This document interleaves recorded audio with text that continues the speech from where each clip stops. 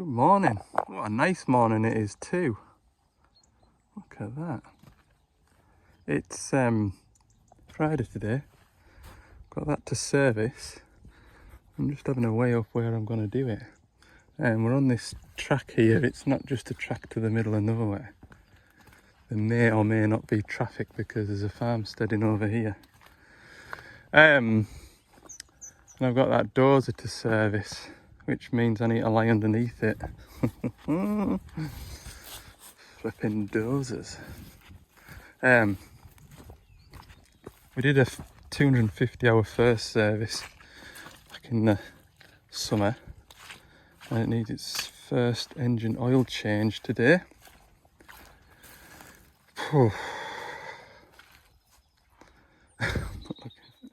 I'll be honest with you, I'm really looking forward to this, and where I'm going to do it at is beyond me. They've been rained off this site, as you can see. It's a bit squelchy.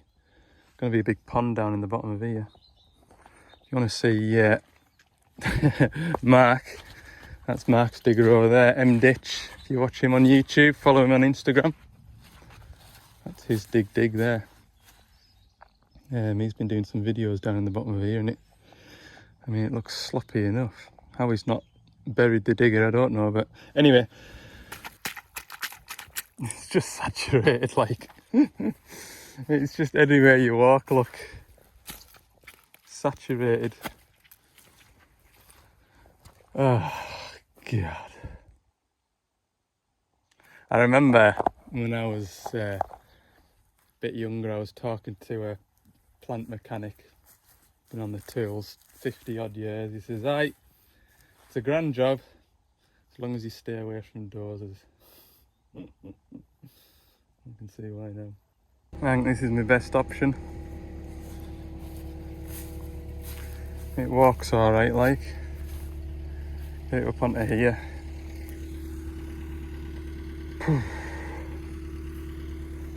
And then if a vehicle comes along, I'll just have to find somewhere to chuck it. Okay, I need to remember how to drive this thing now. I'm pretty sure this is the blade controls. That one.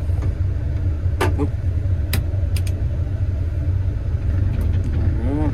Lift that up.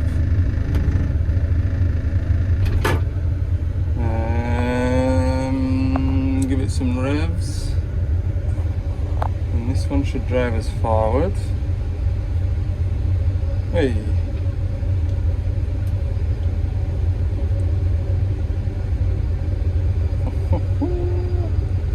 Dozer driver, I'm a dozer driver. Dozer driver. Yeah, I'll put you down while I try and get through this gap in the wall. Otherwise I'll end up knocking more of it down. Oh Jesus, I've made a right mess. I have. Oh well. Not what I can do about that now.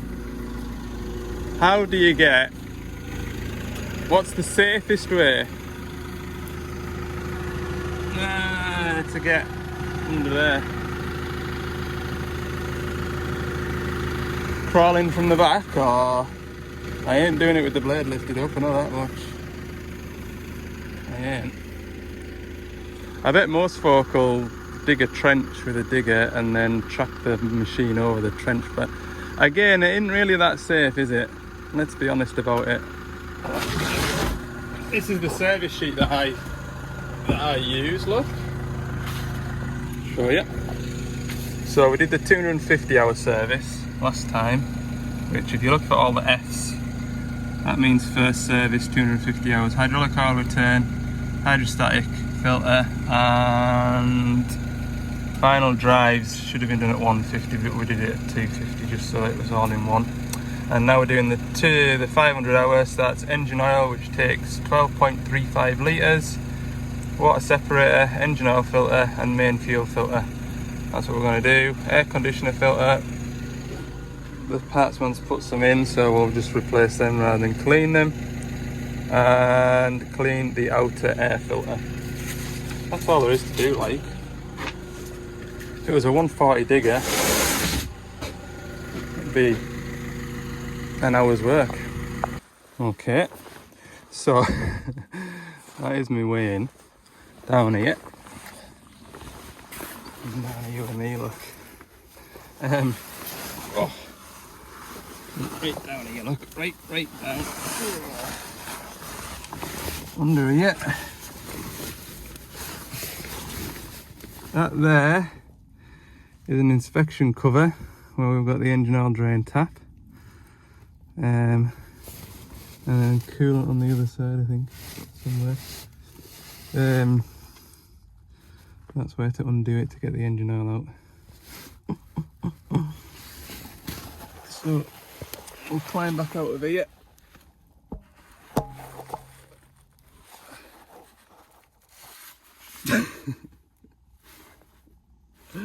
I love Dozers.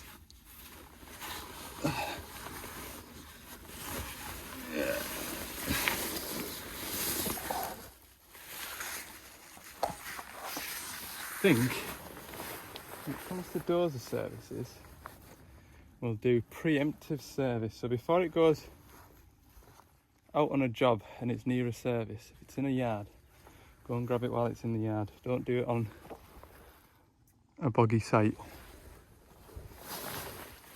Even better, do it in a shed with a concrete floor and a pit. There's an idea. Okay, I lied to you because I was looking at it upside down. It's the, as you sat on the seat, it's the right hand side plate, but as you're underneath, it's the left hand side plate. Ugh. So, there you go. Oh, flipped over. Well, it's a Perkins engine, so like the 140s, we've got a tap. That said tap is tight. Just put this. Can't even see what I'm flaming doing here. Good lord, it's tight.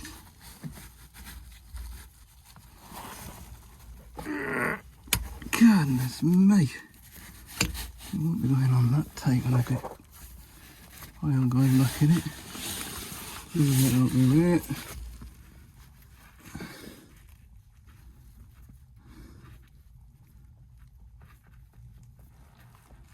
Keep going in the drum, nearly.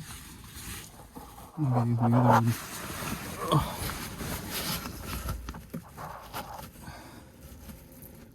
I've got a feeling I'm going to lie here till all the oil's drained out.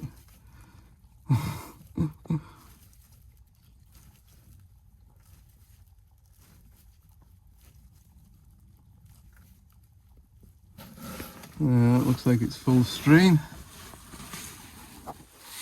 Get the little sample bottle, put the lid off, get a nice sample midstream.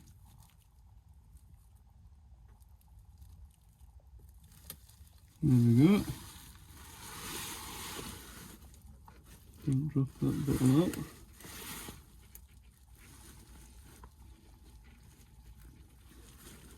To be honest with you, this grass was a good idea. It's lovely and soft. Maybe a concrete yard would be a bit uncomfortable. Yeah, I'm going to sit here and wait for that to drain out. I don't care. Claiming it out of here as little as possible. Right, I've got all the engine oil out. Some of you would say get that belly pan cleaned off. But I don't know. It's not too bad, it's not touching the sump. I think I'm going to call that good. I think next time, and you only know once you've done it once, maybe one of those vacuum pumps, get the oil nice and hot, and then shove a vacuum pump down the engine oil dipstick tube and just suck it all out. As long as you know you've got 12 litres out of it, then you know you've got it all out, haven't you?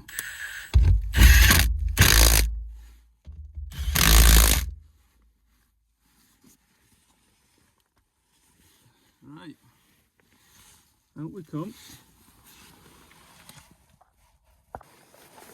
Well, that should be the worst bit of my day done. Not even 9 o'clock yet. Undo this bolt here, single bolt, look. Show you. Pop that down. All my fuel filters, engine oil filter, right there, look. Oh look, you can see the sump. Drain bung. It's over there, look. I wonder if you could, I don't think you could, I can't reach that. There's no way I can physically reach it. I wonder if some sort of modification where you could Jubilee clip a pipe to it and then have a quick coupler here and then use a pump to suck it all out. I mean, that's an idea. That looks about 12 litres anyway. Okay. Do this next bit now.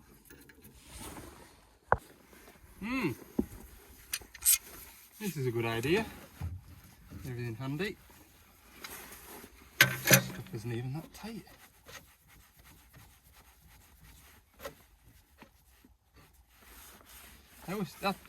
Perkins filters always do that, don't they? Oh, it's a Perkins engine in this, by the way, if you're wondering. 4-cylinder Perkins, 130-ish horsepower. I think now this is the only Development product that has a Perkins engine. Can't remember if the smallest shovel has one still. And I think there's maybe a wheel digger. So I may be telling you a lie. I think a 160W might, but it also might not. I don't remember.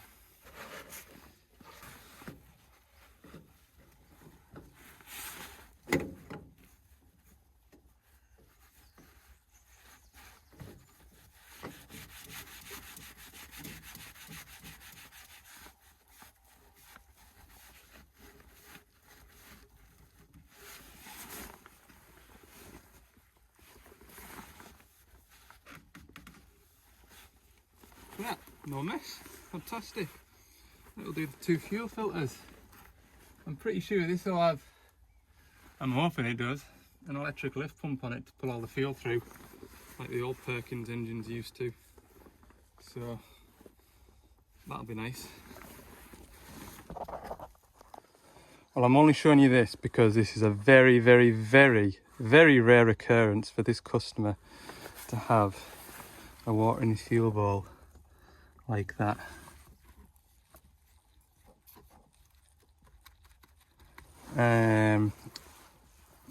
The diggers this customer has have quick release couplings on the refueling pump, so they plug the refueling pump into their fuel bowser, and as the fuel's drawn out of the fuel bowser it goes through a filter, and I hardly even second look at the fuel filters coming off their machines because the fuel's always immaculate, never a problem.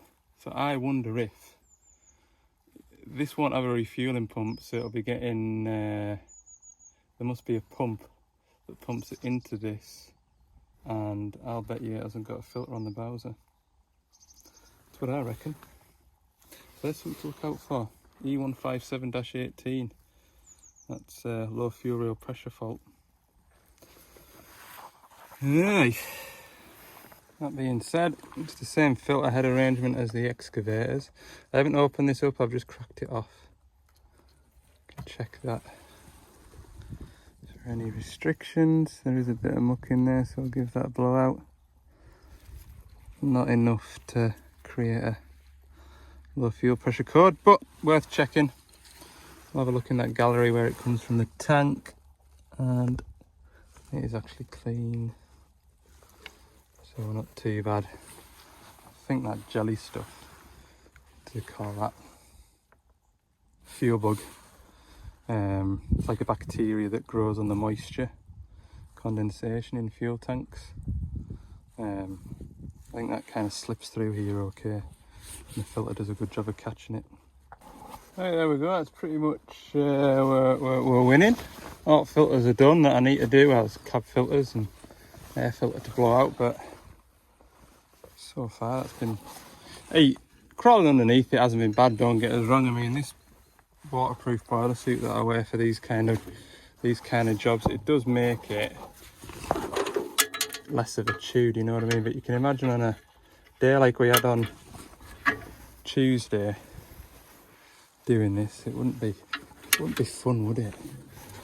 No. I need that wire to go on the inside of there, please. Right. Pop that up. Screw that shut. So far I've found when I did those transmission, do you call them transmission? Hydraulic filters, which are behind there. Everything's been, you know, the engine oil drain point has been the worst part of it, and to be fair, like I say, if you're on a nice bit of soft grass, it's not that bad.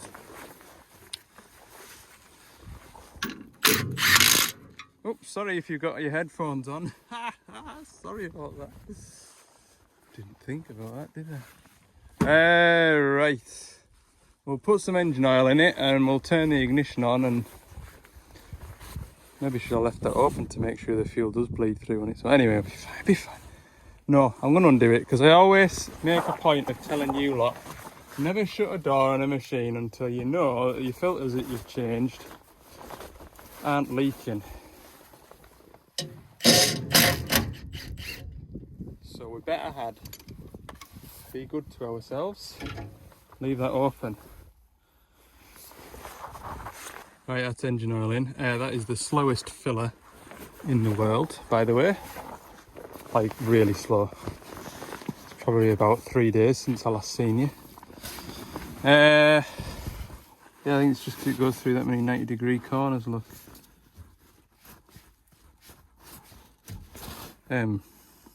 Even if that pipe went straight up to the bonnet and then a little hatch, might be better. Anyway, it is what it is. Get this air filter cleaned up. I've taken the front lid off, by the way, because I didn't know what I was doing.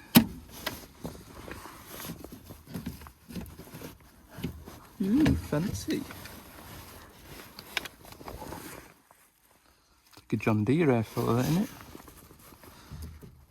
Donaldson. Yeah.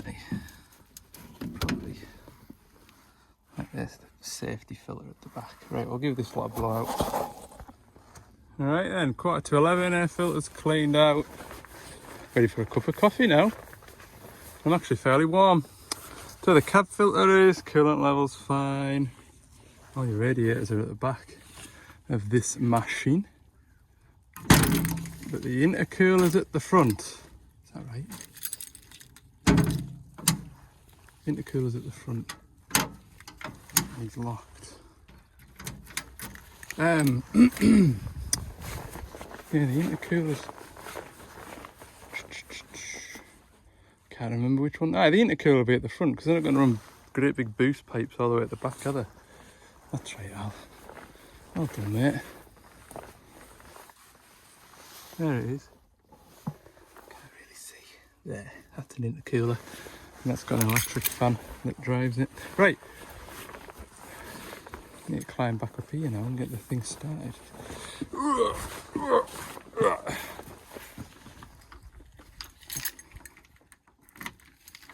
I've got these lights to doctor.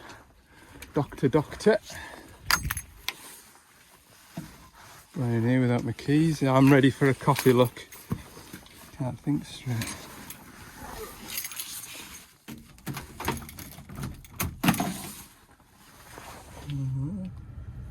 Can I hear an electric pump?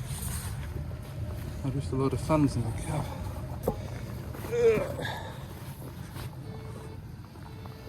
That glass bowl filling up. Doing a grand job.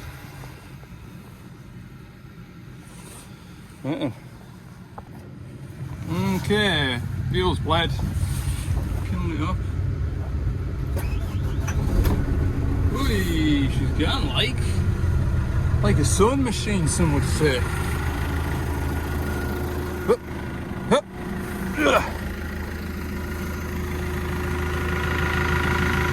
Ticking away. Everything sounds good. It's all the dust I got out of that air filter, look.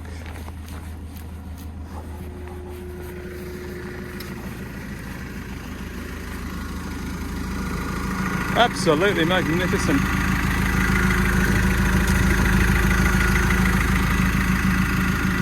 that. Alright, I'm going to chuck this boiler suit off now and jump in the cab, start ripping covers out, and I'll tell you why all these lights aren't working after I've had a coffee. Alright, so I've had a cup of coffee. Next job then is to get these work lights to work. So you'll notice there's 6 on the back, they're working. And how many is there on the front? 4 on the front, they're working, but the 4 down this side and there's 4 on the other side of the cab, they're not working. Now this was, it's been an issue for a long time, and it was on my to-do list on a summer's evening just to pop into this machine and rewire the work lights. The reason why the work lights aren't working is because the wire that feeds them isn't heavy enough to carry the load, so we need to rip it all out. I didn't get to it in the summer because I've been just busy like, so doing it today. So I've got nowhere else that I need to be today. It's the short and long of it. I think I need this orange cover off. So we've got a handful of 24s and a handful of 13s. Okay, so as you can see, there's a lot of modifications in this cab electrics wise, because this machine is set up with a John Deere Green Star auto guidance, auto steering thing, as you can see. So there's all sorts of electrical boxes and stuff like that. That's a GPS switch, so presumably that's your auto steer. This one here, when I flick it, turns the blooming ignition on. I think. Is it ACC? We'll see in a minute. Definitely brings the radio on. I think that brings ACC, that brings the accessories on for some reason. But it also brings that on, so presumably that these 2 switches here are to do with that. This is the work light switch.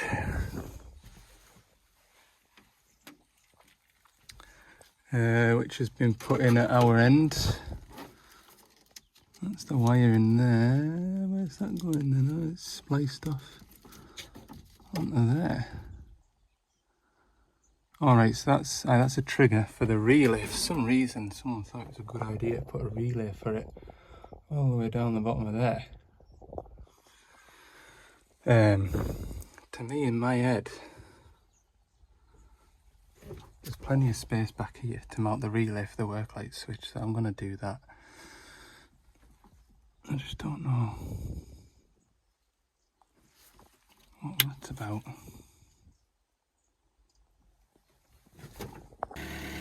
Okay, it is sometime later. Right, it's actually 20 to 3 is what time later it is. Started doing this at 11:30. I've got all my lights working now. I've had to rewire the whole thing. I'm not going to show you because I am embarrassed on behalf of whoever put that together. Shocking, like. So that's all you're seeing. The lights are now working. It's all put together properly.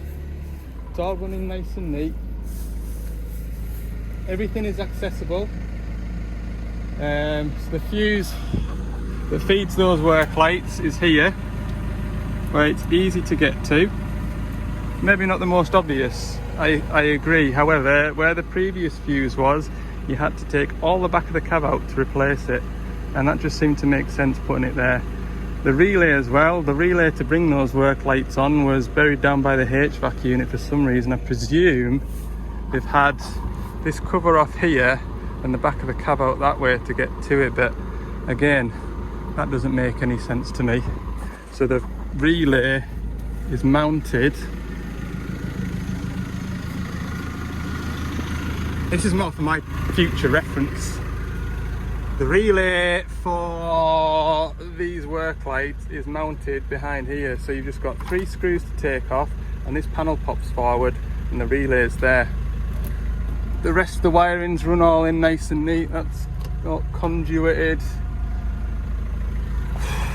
That has been a hell of a carry on, like it really, really has, and it shouldn't have had to have been either. And I mean, I've still got the machine to put back together. I just want to make sure that those lights aren't gonna go off, because they would stay on for about 7 or 8 minutes and then go out. The fuse had blown.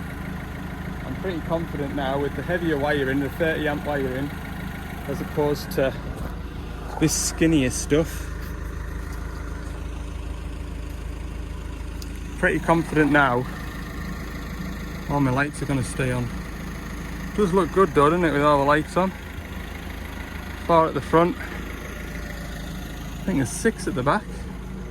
Yeah, look at that. It'll be daylight. Only had to move the van once. There was a couple that obviously live in the farmhouse down there. They came up the road, told us that there'll be another vehicle leaving at about 4 o'clock, and they're expecting a delivery as well. So I did get stuck, as you can see. The van was struggling for grip, so I parked it on the gravel, and I'll pull into that grassy bit over there if I have to. Oh man, that has been an ordeal, and it has put me in a really bad fettle, like a really bad fettle. So yeah, it's done now. Right, that's the Dozer done. I'm gonna put the final piece back in the cab, which is a bit that I've had in my van since probably March, when I first came to this machine for the lights not working. And that lives right there next to that hour clock. Anyway, Mark's turned up, look, for a bit of moral support. He phoned us earlier and I wasn't very polite, I'll be honest with you. Oh, you're joking, it's just popped out. What's there?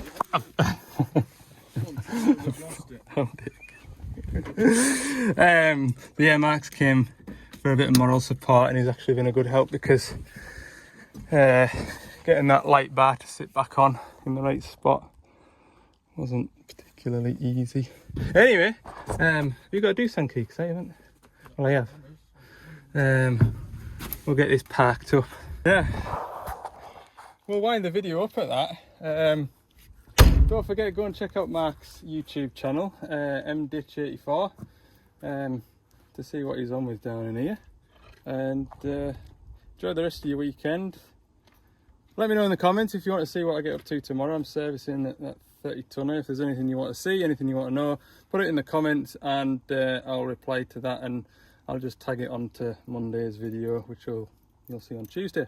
Thank you. See you all later. Bye.